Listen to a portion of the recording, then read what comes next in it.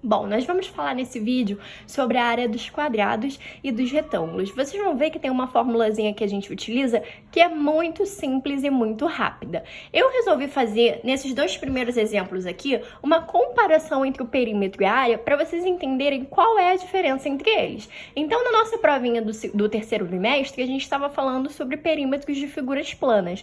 Como que a gente calcula o perímetro mesmo? Basta a gente fazer a soma da medida de todos os lados da figura, é ou não é? Então, quando a gente está trabalhando com perímetro, a gente está se preocupando com essa parte externa aqui da figura, tá? Então, como que a gente faz? Isso aqui, ó, o nosso primeiro exemplo é um quadrado. Vocês sabem que o quadrado é uma figura plana de 4 lados, cujos lados têm a mesma medida. Então, ele nos deu aqui a medida de um dos seus lados. Só que por a gente saber que é um quadrado, a gente sabe que todos os outros lados também vão medir 2 centímetros. Então, para eu descobrir o perímetro dessa figura, eu tenho duas formas. Ou eu vou somando 2 mais 2 mais 2 mais 2, ou, como eu sei que é um quadrado, eu posso simplesmente multiplicar a quantidade de lados, que é 4, pela medida do lado, que é 2. E aí eu vou chegar no meu perímetro. O meu perímetro, então, desse quadrado vai ser 8 centímetros. Porque eu não posso esquecer de escrever esse centímetro aqui. Lembra que eu fiquei chamando a atenção de vocês para isso?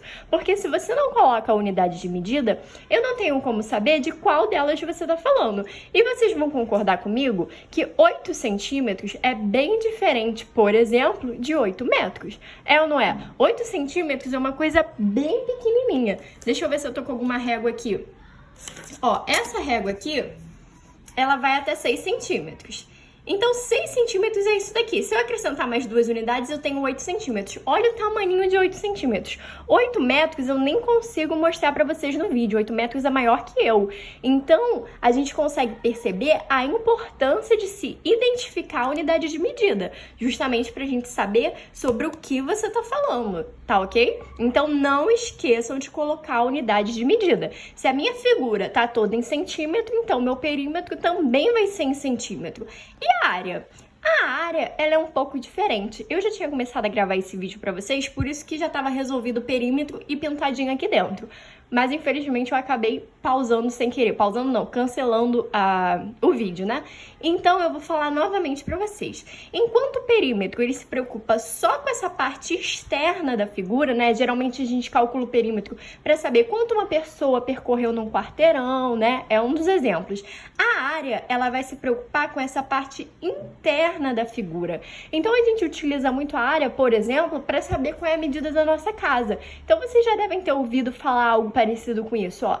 A minha casa, ela tem 78 metros quadrados.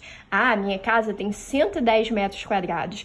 A minha casa tem 50 metros quadrados. O meu quarto tem 8 metros quadrados. É ou não é? Vocês já devem ter ouvido falar sobre isso. E da onde que surgiu isso? Justamente dessa ideia de área. Então, vocês vão ver que tem uma formulazinha para calcular tanto a área do quadrado quanto a área do retângulo, que é a mesma, que vai ser o cálculo da base vezes a altura.